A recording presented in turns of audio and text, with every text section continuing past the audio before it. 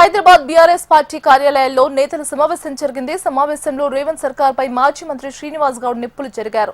Health కార్డులు పనిచేయక retired ఉద్యోగులు ఇబ్బందులు పడుతున్నారన్నారు. చాలా మందికి హెల్త్ కార్డులు లేవన్నారు. హెల్త్ కార్డు ఇవ్వడానికి 2.5 ఏళ్లు ఎందుకు పడుతుందని ప్రశ్నించారు. క్యాష్లెస్ ట్రీట్మెంట్ ఎంత అనేది అగ్రిమెంట్ చేసుకోవాలన్నారు. ఉద్యోగ సంఘాలకు సపోర్ట్ కావాలంటే తాము ఇస్తామన్నారు. రిటైర్డ్ ఉద్యోగులు చూస్తుంటే మేము చూస్తూ ఉండలేమన్నారు మాజీ మంత్రి శ్రీనివాస్ గౌడ్.